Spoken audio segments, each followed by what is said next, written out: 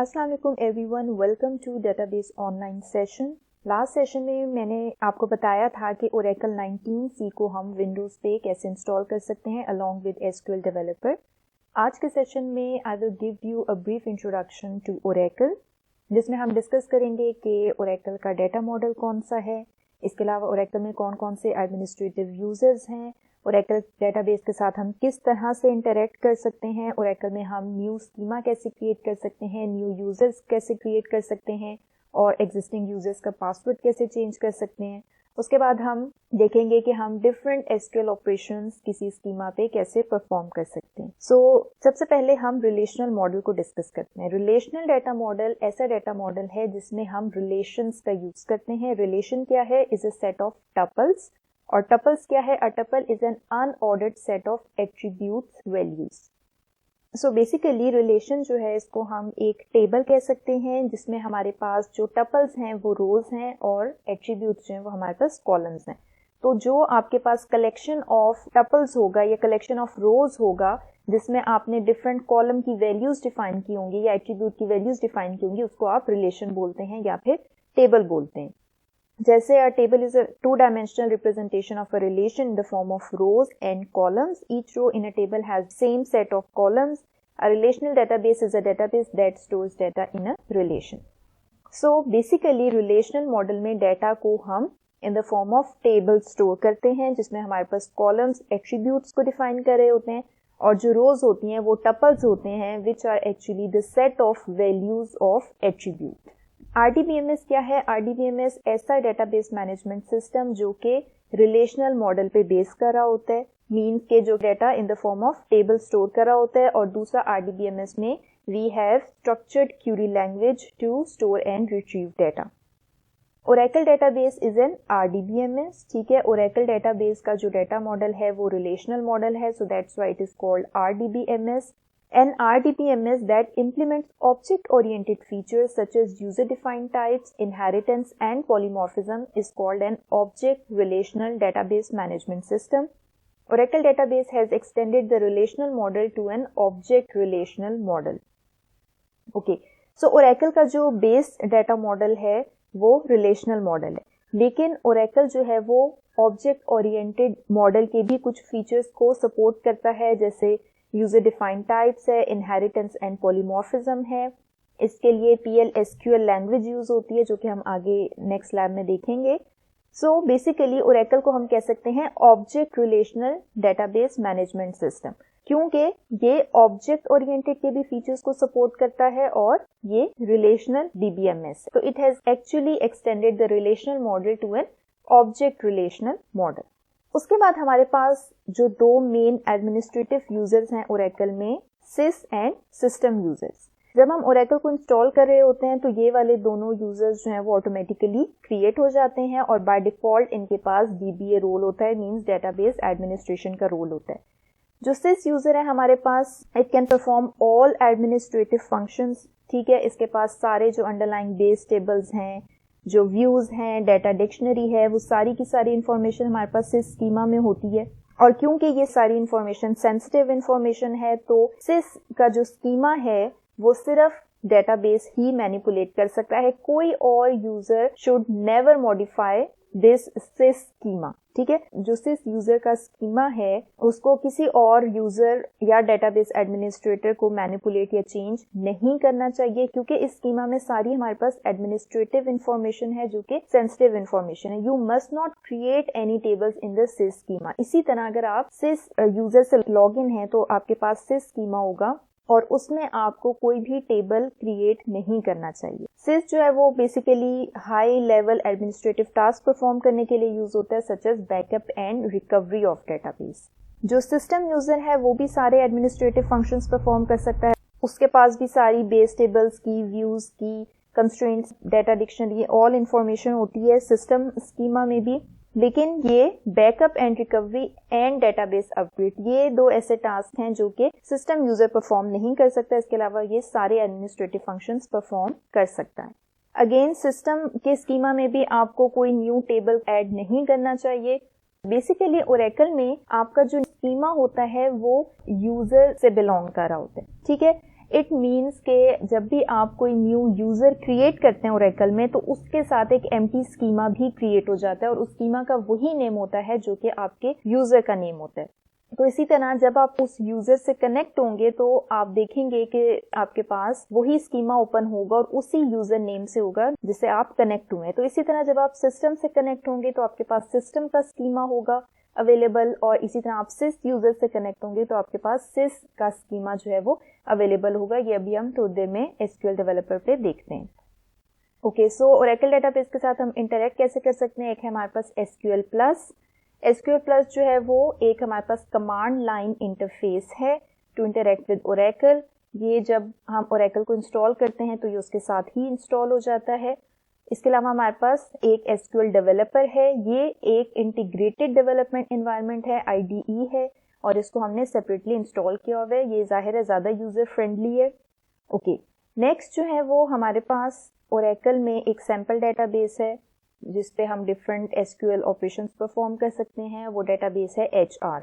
अब by default जो है वो हमें नहीं पता एचआर लॉक है अनलॉक है, तो बेहतर यही है कि पहले हम एचआर को अनलॉक कर लें और हम एचआर का पासवर्ड चेंज कर लें, क्योंकि हमें अभी उसका पासवर्ड भी नहीं पता, तो हम उसका पासवर्ड भी चेंज करेंगे। तो पहले जो है मैं एसक्यूएल प्लस के थ्रू एचआर को अनलॉक करके उसका पासवर्ड चेंज करती हूँ ताकि एसक्यूएल प्लस का भी आपको आइडिया हो जाए। ये देखें, ये एक CLI है, कमांड लाइन इंटरफेस है। ये यूज़र नेम मांग रहे हैं, तो मेरे पास अभी फ़िलहाल सिर्फ जो 2 यूज़र्स हैं, एक सिस है और एक सिस्टम है। अभी मैं सिस्टम से लॉग इन होती हूँ। इसके बाद वो पासवर्ड जो आपने ड्यूरिंग इंस्टॉलेशन सेट किया होता है वो पासवर्ड आप यहाँ पे दे सकते हैं। तो ये देखें, ये एसक्यूएल लिखा हुआ आ रहा है, इट मीन्स कि आप सक्सेसफुली लॉग इन हो गए हैं। अब मैंने जो एचआर सैम्पल डेटाबेस है उसको अनलॉक करना है। तो जैसे अभी मैंने बताया कि हमारे पास जो स्कीमा है वो यूज़र से रिलेट करा होता है, ठीक है। तो बेसिकली जब मैं एचआर यूज़र को अनलॉक करूंगी तो मैं एचआर स्कीमा को एक्सेस कर सकती हूँ, ठीक है। तो ये वाली कमांड हम रन करते हैं। ऑल्टर यूज़र की कमांड है, alter user HR account unlock, ठीक है, कि इस यूज़र को हम ऑल्टर कर रहे हैं और इसका अकाउंट हम अनलॉक कर रहे हैं। ओके, सो अभी ये एरर दे रहा है कि user HR does not exist.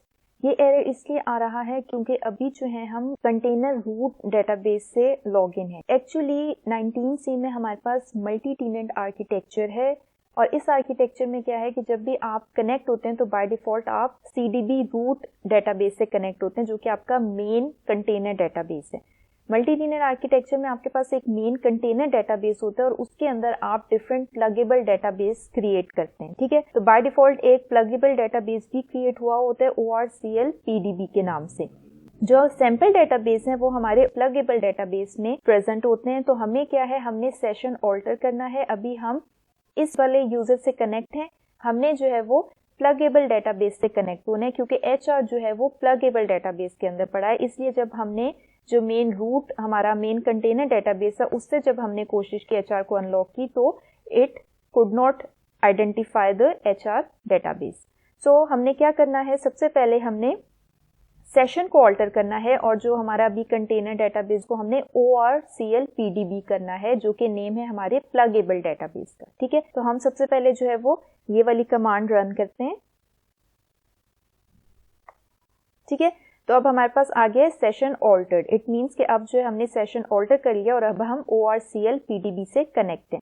Next हमारे पास स्टेप है, अब हमने चेक करना है कि क्या हमारे प्लगेबल डेटाबेस ओपन है। तो इसके लिए हमारे पास एक कमांड है, select name open mode from VPDBS। इसमें हमारे पास डिफरेंट प्लगेबल डेटाबेसेस की इंफॉर्मेशन होती है। इस कमांड को हम रन करते हैं तो ये देखें, ओपन मोड हमारे पास रीड और राइट लिखा हुआ आ रहा है। अगर आपका जो है वो प्लगेबल डेटाबेस ओपन नहीं होता तो उसके लिए आप ये कमांड रन कर सकते हैं, ऑल्टर प्लगेबल डेटाबेस ओपन, ठीक है। इससे क्या होगा, आपका प्लगेबल डेटाबेस ओपन हो जाएगा। ये कमांड मैं आपको रन करके भी दिखा देती हूँ। इसमें लिखा आ रहा है कि pluggable database is already open, लेकिन अगर आपका ओपन नहीं होगा तो वो इस कमांड से ऑल्टर प्लगेबल डेटाबेस ओपन से ओपन हो जाएगा, ठीक है। तो अब हम क्या है, अब हमने सेशन ऑल्टर कर लिया है। अब हम प्लगेबल डेटाबेस ORCL PDB से कनेक्ट हो चुके हैं। अब हम देखते हैं कि क्या हम एचआर अकाउंट को अनलॉक कर सकते हैं using alter user command, alter user HR account unlock. तो ये देखें, यूजर ऑल्टर्ड, इट मीन्स के हमने जो एचआर सैम्पल डेटाबेस है उसको अनलॉक कर लिया। अब हम इसका पासवर्ड भी चेंज कर लेते हैं। पासवर्ड के लिए हमारे पास अगेन ऑल्टर यूजर की कमांड है, alter user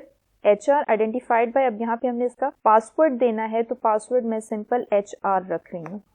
again user alter, हमने इसका जो है वो पासवर्ड भी ऑल्टर कर लिया है। अब हम SQL डेवलपर को ओपन करते हैं। जहाँ पे SQL डेवलपर इंस्टॉल है वहीं पे उसकी जो है वो एप्लीकेशन है। SQL डेवलपर को ओपन करके हम अब HR यूजर से कनेक्ट होके देखते हैं कि क्या हमारा जो है वो HR सैम्पल स्कीमा शो हो रहा है। अच्छा, यहाँ पे स्कीमा को डिफाइन किया हुआ है। Schema is a collection of database objects. A schema is owned by a database user and has the same name as the user. Schema objects are logical structures created by user.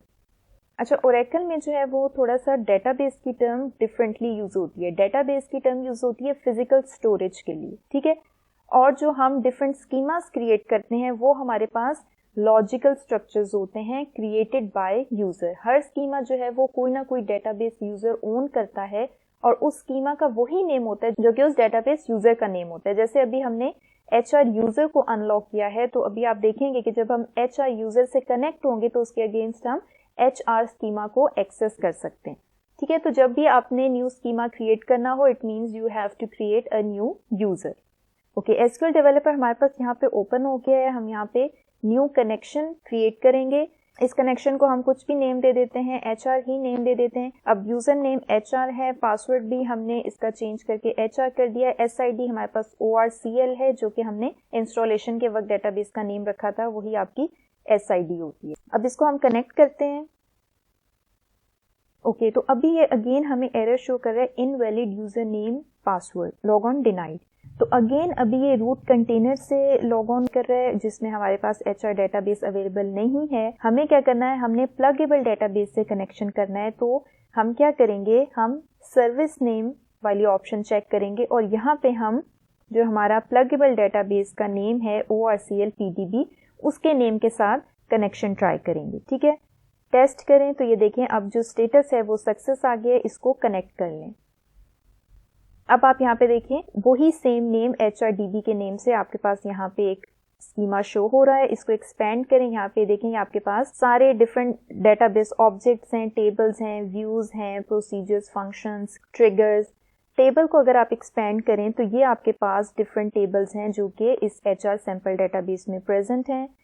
जैसे countries को expand करें, ठीक है, ये आपके पास column names हैं countries के, ठीक है। अगर आप इस पे डबल क्लिक करें तो यहाँ पे आपके पास ये टेबल ओपन हो जाएगा। ये इसके कॉलम्स की इंफॉर्मेशन है, डाटा टाइप है, डिफॉल्ट वैल्यू है, कोई कमेंट्स हैं तो वो गिवन है यहाँ पे। अगर आप डाटा पे क्लिक करें यहाँ से तो ये जो इसमें डाटा स्टोर हुआ है वो शो हो रहा है। फिर आप अगर कंस्ट्रेंट्स पे जाएं तो ये आपके पास डिफरेंट कंस्ट्रेंट्स के ऑप्शन है। जैसे ये प्राइमरी की का कंस्ट्रेंट है, ठीक है, इस कंस्ट्रेंट का ये वाला नेम है।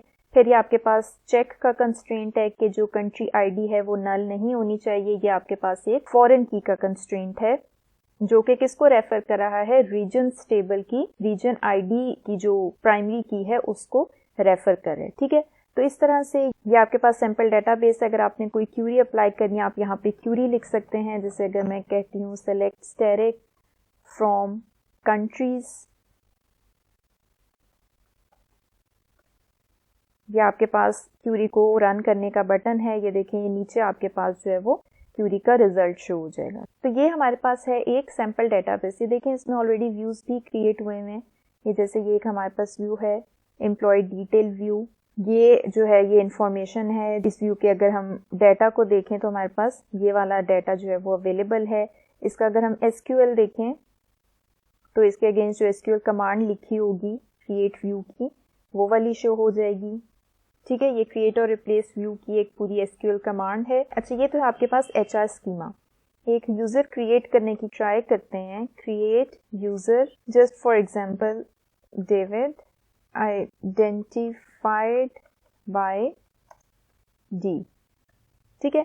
अभी मैंने एक SQL की कमांड लिखी है क्रिएट यूजर की, न्यू यूजर क्रिएट करने के लिए। तो ये देखें कि एरर आ गया इनसफिशिएंट प्रिविलेजेस, ठीक है, क्योंकि HR यूजर को ये प्रिविलेज नहीं है कि वो कोई न्यू यूजर क्रिएट कर सके। हम क्या करेंगे, हम HR का जो डेटाबेस है वहां से डिस्कनेक्ट कर लेंगे, ठीक है।